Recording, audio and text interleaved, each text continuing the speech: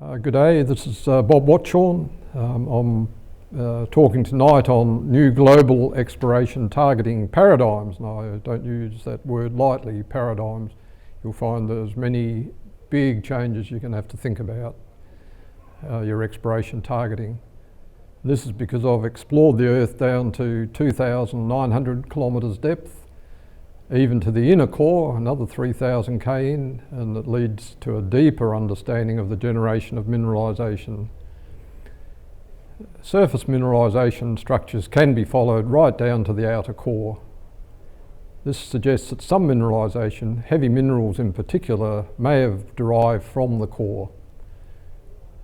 Follows then that structures from deep geology, the deepest geology we can get, can be used to target surface mineralisation.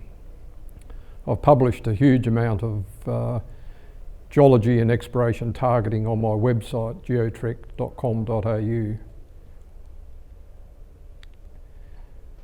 I've given a series of webinars on the genesis and mineralisation of Earth over the last 10 years, a bit under 10 years.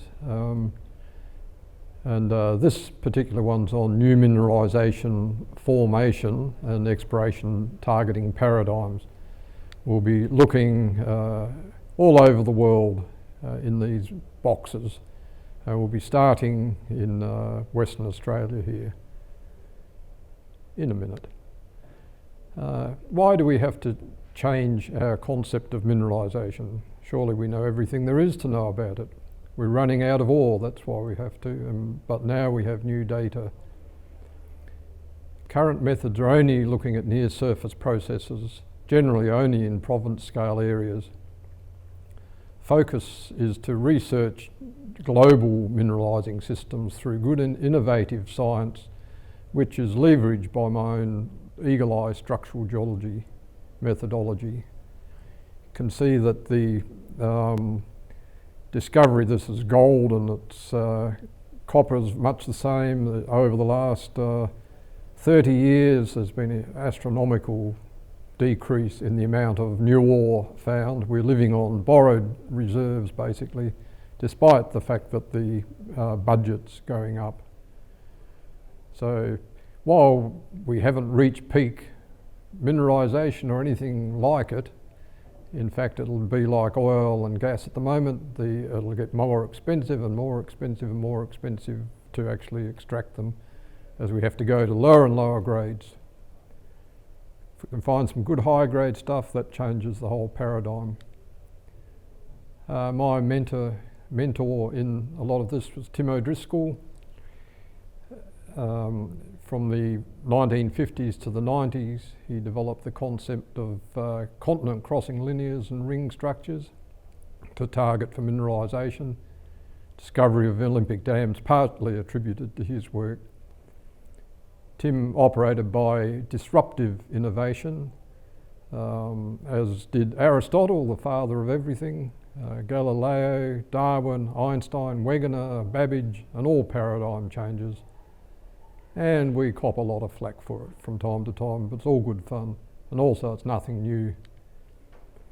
And I operate on a disruptive innovation principle myself because the traditional methods and inertia by geoscientists are failing us. Global mineralisation patterns, sources and evolutions are not well understood. It gets results, but it is confronting to academia and explorationists that are comfortable in the status quo. It should be a little bit of a frowning face at the bottom, not a smiling face. Been lots and lots of flack generated by my EagleEye. There've been talks about random artefacts and all sorts of wonderful descriptions of it. I think you might change your opinion of what beautiful structures it can outline from absolute junk first data, which is actually the data that you're all using at the moment. So this is a New South Wales project on the news recently. That's the original. This is the EagleEye enhanced one, and you can very clearly see structures there. This is downhole geophysics. Can't get much out of that. And I'm sure you can enhance it by geophysics, but you can't ever get any real structures out of geophysics, out of mathematically modelled geophysics. You can get all these wonderful structures out of it when you actually have software that'll pull out the structures and show them to you. This is a WA project which shall remain nameless. They had 4 really good intersections, and I grabbed it off the internet and sent this to the people who are running the project, and I don't know whether they actually using that or not. I don't really care, but they have found their new mineralisation fairly much in these spots off to the northwest and down here. So it's very good as an exploration targeting.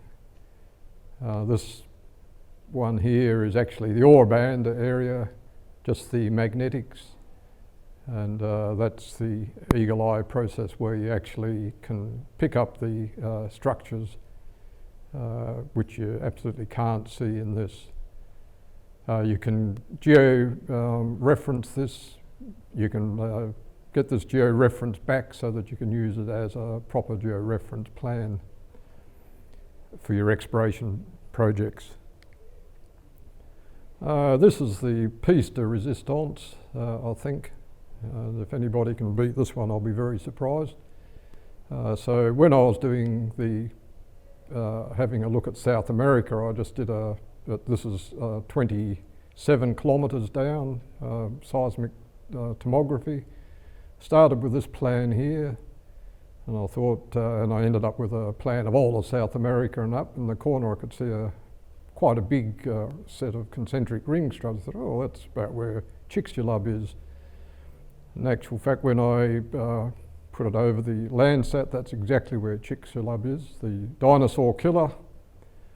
So I enlarged that up and checked it against a known gravity image of the centre of Chicxulub, and everything correlates. You've got this arm coming in from here, you've got ridges and things around.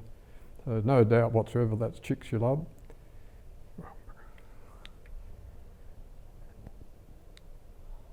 Then I enlarged it again. I think the official word for what I do is dithering, and actually I'm a pretty good ditherer, so each time you do it, you actually get more structures come through. A lot of people have asked and said, how in the heck do you get detailed structure out of something like that? Well, stations all over the world pick up these earthquakes, and you end up with cross-checking, and you can get very detailed structure out of what looks like a simple plan. So it's started off as a 4,000 kilometre wide plan. Went down to 500 kilometres, went down to 150 kilometres, down to 80 kilometres, did the centre, better detail again at 20 kilometres, halved it again, and at 10 kilometres. Then I went down to 1 kilometre, and you can still see the centre. This is the centre of the Chicxulub crater. Radial faults coming off from it. If you want to drill a hole, pick that spot right there. And then I thought, oh, well, we'll go for broke. And I could just keep doing this and doing this. I went down to 200 metres, still as clear as anything with a ring around it, basically. So all up, I've actually magnified or enlarged that plan 20,000 times. The structures that you see on the original plan come right through in every plan, so basically they're fractal structures. So if anyone is still doubting that EagleEye actually can't pick up structure and it's just producing artefacts, well, you just have a look at that, and I think it might change your mind. In the previous webinar, I talked about Earth evolution, and we'll just take off from the third stage effectively, which is post-extended late heavy bombardment tectonism. So you've already formed the lithosphere, and you've started tectonism with the Pacific is welling out. It goes outwards everywhere around the Ring of Fire, and that material is coming up in the continents.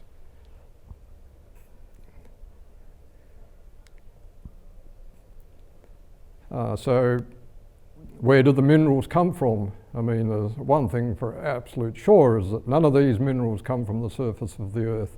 Any little piddly meteorite like Chicxulub and those, they're not going to add any mineralisation whatsoever to the surface of the Earth. So it stands to reason that, well, it's not stands to reason, the only way that you can form gold and these heavy minerals, anything above nickel basically, is in neutron star collisions, where you've got to get over temperatures of 10 billion degrees centigrade. Doesn't happen on Earth or in the Earth's core. Well, 6,300 degrees just doesn't cut the cake. So effectively this mineralisation's trapped in the core, and yet it gets to the surface. How does it get to the surface? Well, my pretty firm belief is that this is the seismic tomography down on the boundary between the outer liquid core and the lithosphere. Big hot spots, size of Africa basically. One there and one there. We'll do them a bit later, but that's where I think the Theia impact hit. And this is the exit wound, as I say, of where, like when you shoot a bullet through some plate glass or something, you'll get an entrance wound and an exit wound. So these are the hot areas down at the depth, and the little green ones are the hot areas at the surface. There's about a 70–80% correlation between the broad area of the ones at the bottom and the ones at the top. So it suggests that a big bulk of the hot areas, well, really suggests that the mineralisation pathways or the heat pathways, they actually come vertically up through the Earth, or radially from the core.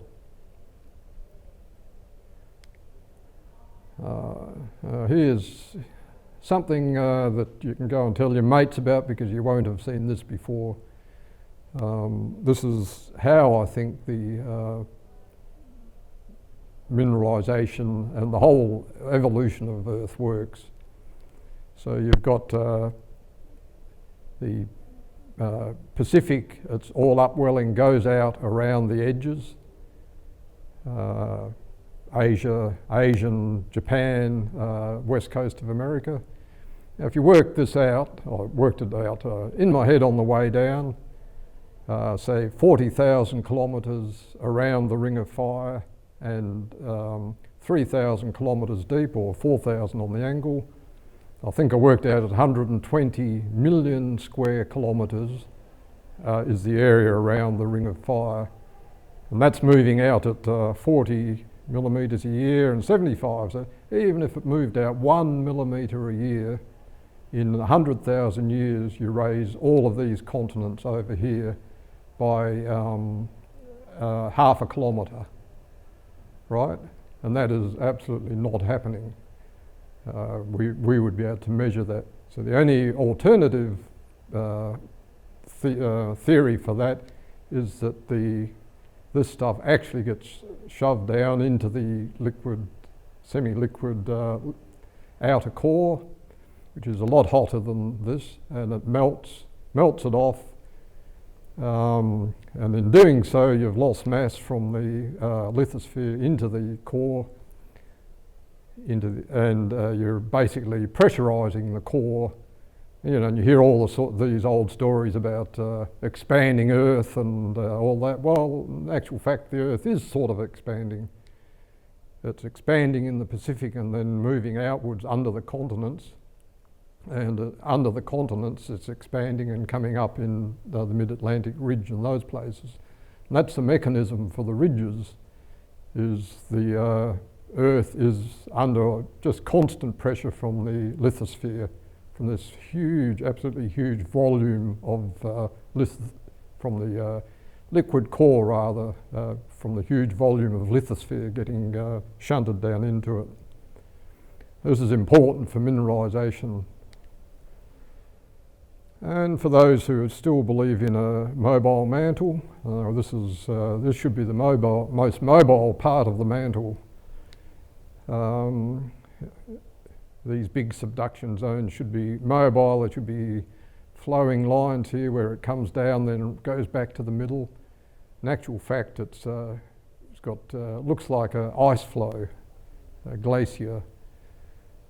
It's very brittle structures. These are the pressurised structures coming up from the liquid core up to the surface. You can see a major one there comes up under the Andes. So most people think, oh, well, all the action happened here where it actually went in. In actual fact, where are you going to get the metals from the Pacific Ocean crust? You're not going to get them from there. That won't happen. Those metals are coming up from the core, up these huge big structures. So how can the structures form through this very, very slowly moving lithosphere? Well, structures happen very quickly by comparison to lithosphere moving. One problem with the mathematical way that plate tectonics has been generated is that anything that looks like that would be called a plume. In actual fact, it's not a plume. It's actually got solid structures running through it, and it's the heat there is all cut off by a great big flat fault that sits right from the Atlantic and goes way out under the Pacific. If you imagine this getting pushed this way and this getting pushed back that way, that's exactly the structure you would get. So I'd say that these plumes, etc., are actually hot areas because you've got in situ replacement of the rock. Same thing further south in South America. You've got these almighty great structures just go straight through, and the strongest ones always end up where the mines are at the surface. You put the Pacific plates pushing this way, America and Asia and Africa are absolutely going nowhere, and so the Pacific plate's pushing this way and it's pushing the other side of Asia in the other direction. Right, so we'll go on to exploration targeting now. We'll look at Australia first, down here. We'll look at the Yilgarn. So, mineralisation of the Yilgarn, one of the most prolific producers of gold. I think the Yilgarn now has produced more gold past South Africa about 5 or 6 years ago. It produces a huge amount of nickel, a lot of aluminium, starting to produce a lot of lithium, and has got lots of reserves of other minerals. So how do we target, say, nickel, for instance? Assuming the nickel has come from the core and not come from some shallow depth, it'll follow any structure coming up. And when you plot the ring structures that I've seen in the Yilgarn, the nickel deposits are always on the east side of those structures without fail. We need to, one targeting thing we absolutely need to do for nickel and gold does the same thing. The other, lithium, does the same thing. We need to define the rings for targeting. Proof in the pudding, I guess. This is a large cross-section. What's that? Perth, way out over near the West Australian border, so 1,500 k long, 250 k deep. You can see the structures up which the mineralisations come. Unfortunately, I drew on that one, but that was the biggest one that I could see, and that lined up right with the big main Kalgoorlie to Wiluna antiform. Now, the big difference between this work that I'm doing and the work that most people are doing is this scale. So that's the scale I'm working on, and that's a little scale compared to those big sections that we just looked at. This is the scale that what most people look at, which is actually the, that goes from Laverton up to Gruyere, which you say, well, that's a fair old distance, but in actual fact, it's stuff all compared to what we, to the scale that I'm looking at. And sure enough, in the top, I think people have got the, the flower structures, the fan-like branching structures, and the antiforms are the final concentrators and transport up here. But we need to find out where the ore comes from to start with, so we can define, well, is that a good area? Where do we find another one of them? Are we going to look up this one here? Are we going to look up that one there? So turn around and look back from Wiluna back to the south. So that's Wiluna, that's Norseman, right? So this is the main, 80–90% of the gold and nickel has come from that zone there. And guess what the biggest structure that goes down to 250k, where does that sit? Nobody was more surprised than I was when I actually put these two together and saw that the structures just lined up beautifully.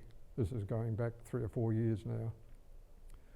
So, I mean, that is the biggest one, but there's other structures there on which there's little deposits. There's other structures here on which we see deposits. So a good targeting exercise for that area is actually to find these structures and start targeting off to the south along the other structures. That's the first pass, and then once you get there, you can start looking at intersecting structures on which we know that there are ore bodies. This is an old one, but I've refined the old one 1,000 times. So people keep rabbiting on about the fact that you find minerals around the edges of the old cratons, and that, well, in actual fact, it's the highest, hotter rock, colder rock, big PT difference around there. So these are now defined very closely, and I can also define areas which have actually got more heat coming through these type of areas. And the mines actually sit on those areas. So two methods of targeting. Western Mining were using this one way back in the 1980s, yet people are still talking about it as if it's something new.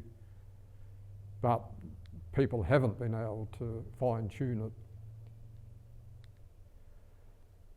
I've fine-tuned it to a degree, so I just readjusted the focus and contrast and everything else that I can do, and to try and bring out these hot points. And I've just marked some of them off as spots to go and look for ore. Interestingly, since I did this about 2 or 3 years ago, lots and lots of, particularly my mates have actually pegged quite a few of these up here around Gruyere and down through here. And since I did that, all these new deposits have been found, and they're found in the areas that they should be found. So these big deposits, why aren't there other ones here, here, here and here? I just looked recently and that whole belt's just been pegged by a good colleague of mine.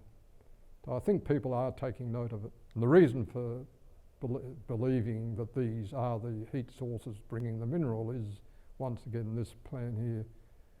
Heat sources at the core are very closely correlated with the heat sources at the surface, hot spots at the surface. And this deposit here is just magnificent, 300 million tonne at this, that or the other. Should have bought some shares a bit earlier. Another mineralisation targeting is using radiometrics. I'm sure people do it. I just did it being a bit colourblind, I just go by the different glows of different things, and so this is radiometrics, the Gruyere and Tropicana, 20 million ounces between them, and there's huge rings up there, which you can see just in the radiometrics.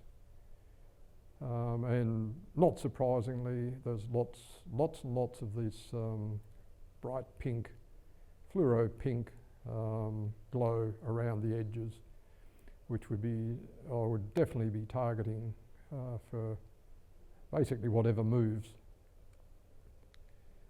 Whatever moves means that there's a bit of a loose term for if this is the core down here and the fluids are coming straight up. If the fluids are going through relatively rich Archean rock, like lots of iron and sulphur and stuff in it, then they're going to pick up minerals and they might form a deposit here, they might form a deposit when they get the right PT conditions here, and they might form one there, but most definitely they form one at Tropicana.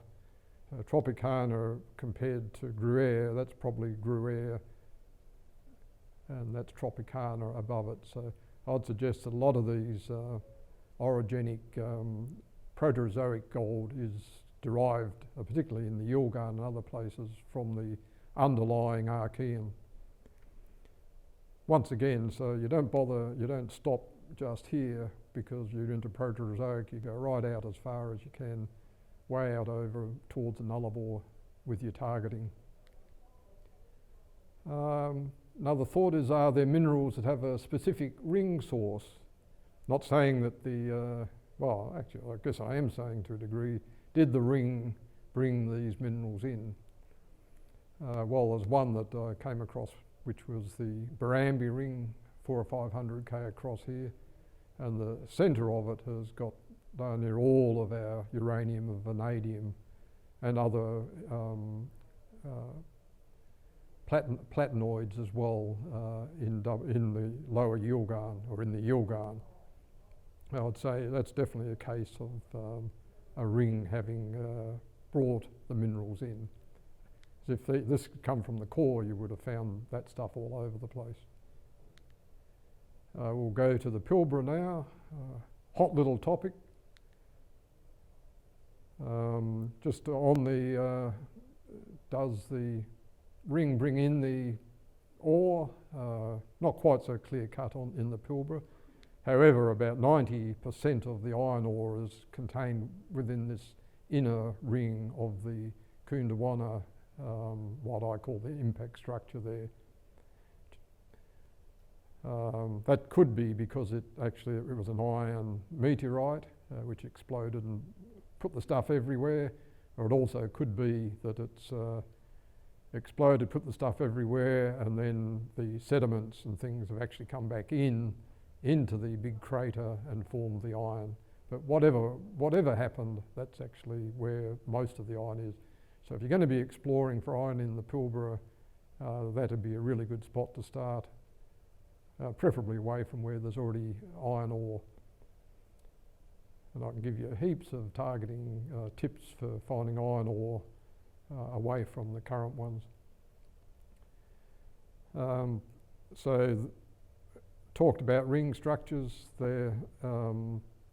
That's a huge ring structure down at 300 K called Ring X.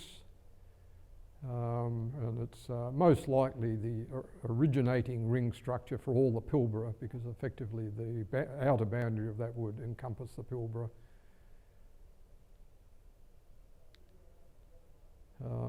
Did the same exercise there as I did in Kalgoorlie. So I put the mines on and then traced the boundaries of the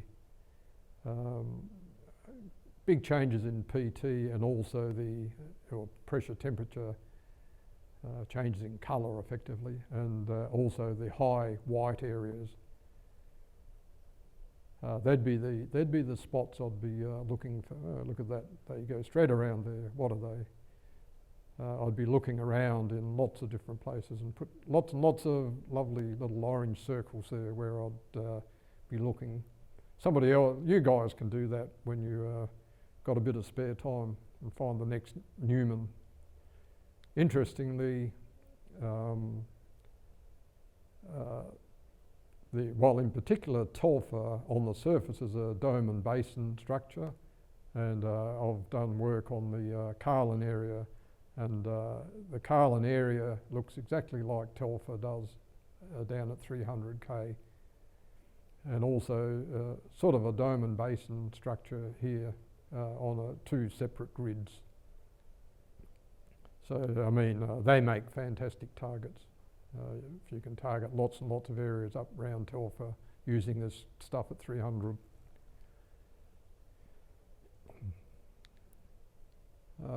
Just back to the Witwatersrand analogue. So if you drop the Witwatersrand onto the big ring structures that are up in the Pilbara, a lot of the new deposits that are found up here are actually found on the edge of the Archean out here, very old Archean, 3.4 billion years old, and then you come into the younger stuff, and probably almost the same as Witwatersrand, lots of nuggets. So that area around there would be good for gold.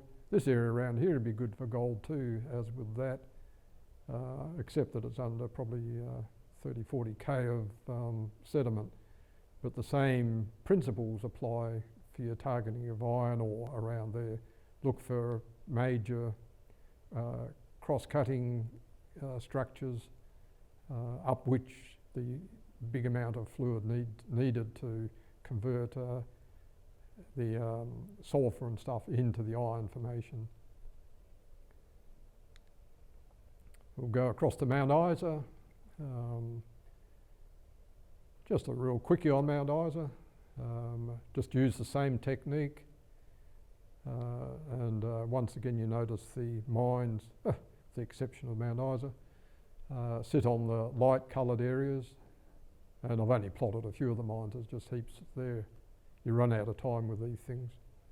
But once again you could put a little dot there to have a look at, another one there. If you get an up-to-date plan of all the mines and plot them, and then look for gaps along these structures, particularly these ones right on the edge. Down to the Gawler Creighton, Olympic Dam, Prominent Hill, Broken Hill. Down there, the contrast between the hot rocks, presumed hot rocks, they're only presuming that from the modelling of the seismic waves. You can see that the mines follow around the ring. Olympic Dam sits in the middle a bit like Mount Isa did, and basically around the edges of the big mines. So once again, put your circles on here and all up in there. I know I've got a mate who's got a Tibooburra, I think it is. Got a prospect up there. This could be a good way to where to search for your next one, if you want to find another Tibooburra. We'll now go to Europe, targeting for metals. So when you plot all the geology and you plot the mines in Europe, they really don't correlate very well with the surface geology. So there's got to be something different from where the minerals come from. So I've actually gone to a fair bit of trouble and plotted from public domain stuff. Haven't bothered to go into each country's mines department or anything, and I've plotted up the mines I can find. And then I did a EagleEye Landsat enhancement and sat it above it. Everywhere where I've looked at the mines of so in that Landsat you can, well, now that I've enhanced it, you can see almighty great big structures running through, all in this direction and that direction. How do the mines relate to this? This is on the surface. So this is a great way, enhancing Landsat, of actually finding your structure. All right, so this I'll run through this fairly quickly. The each mineral I'll have a look where they sit and what they sit on and where the gold targets would be. So the gold mines basically sit along the big linears, very rarely sit on the rings. They absolutely invariably sit in the dark tectonic areas, the big shear zone areas, which is what you'd expect. Try and find one, oh there's one, but try and find many that don't sit in the dark areas. You really won't. The weight of numbers say that they sit in the dark areas, consistent with Australia and all around the world. So you look in the dark areas for gold, and you don't look at the rings so much, but you look at the big linears that are running through.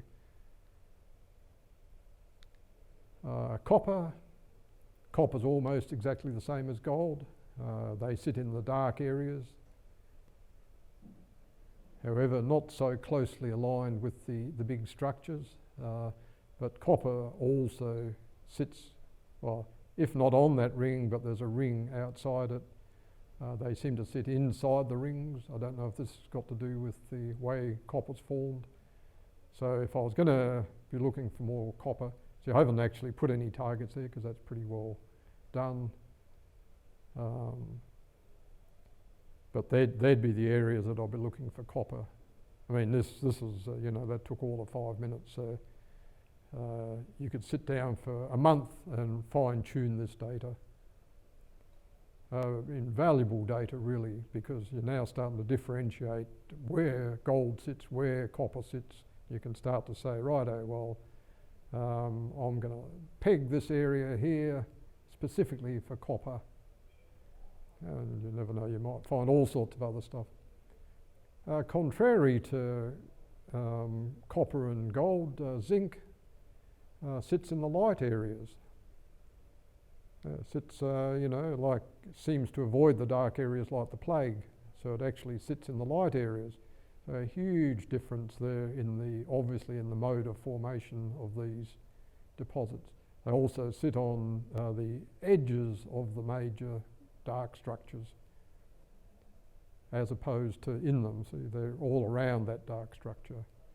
So if you're looking for silver, lead, zinc, use those as your targeting criteria. Of course, you've got to be able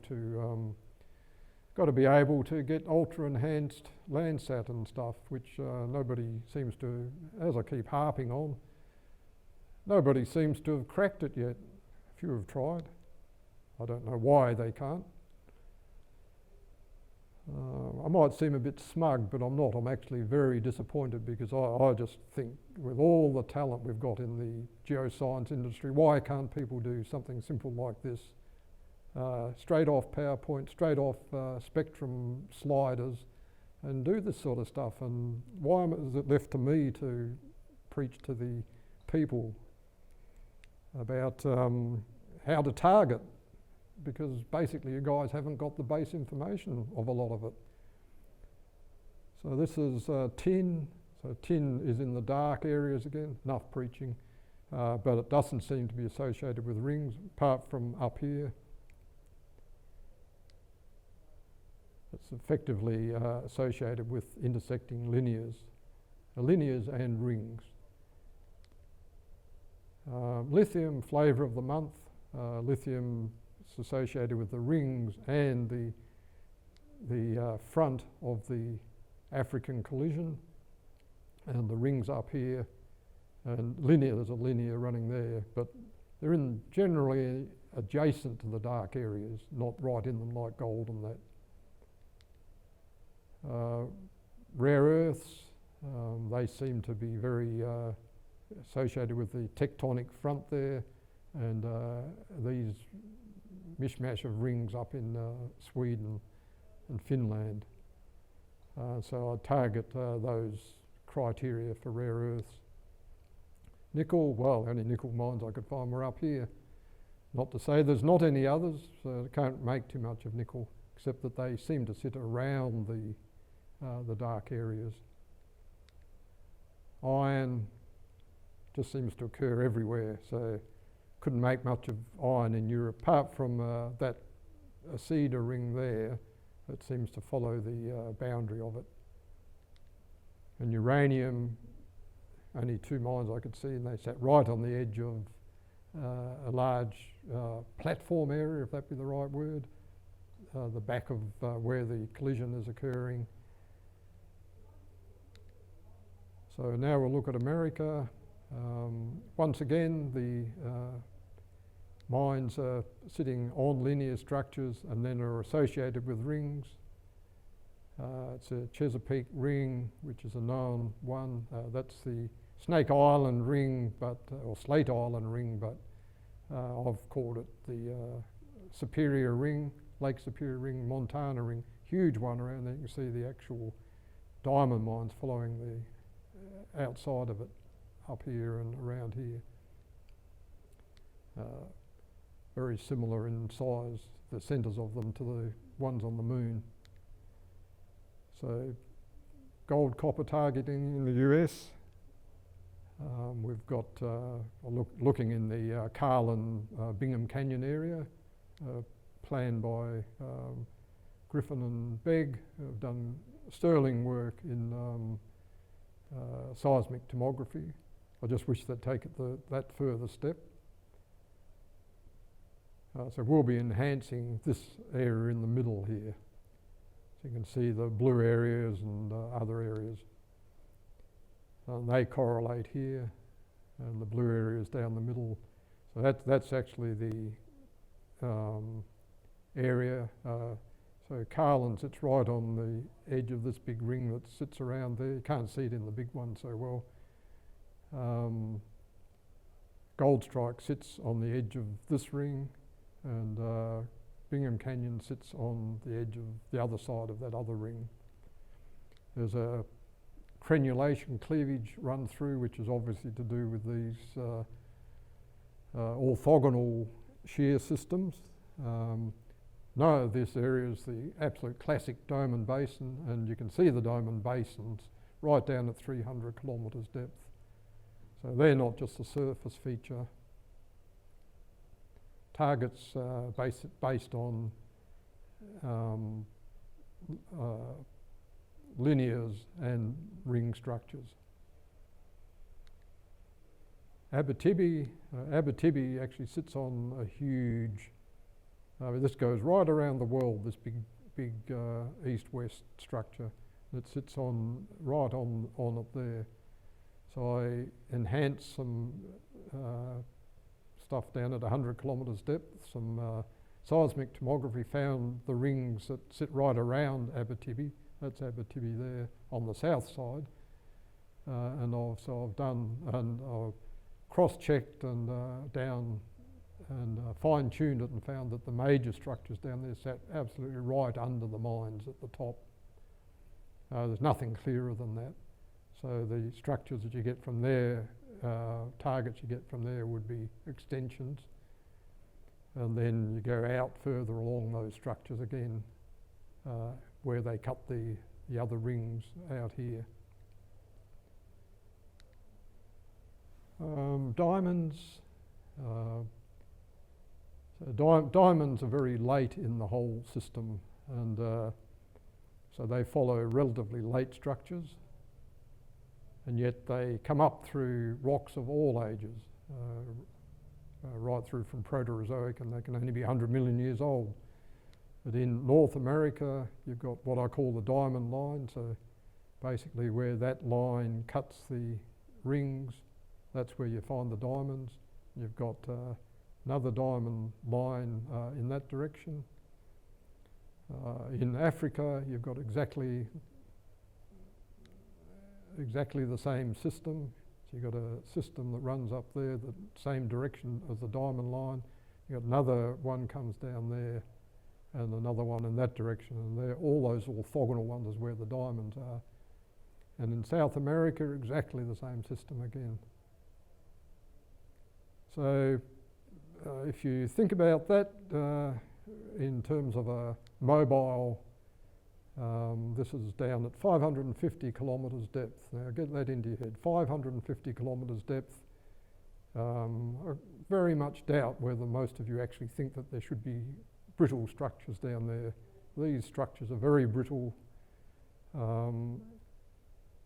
Basically, this worldwide diamond system can't operate, and I've got a plan that shows it does go worldwide, including Australia, can't operate with a mobile plate tectonics mechanism. At 550 kilometres depth, the linear should be random.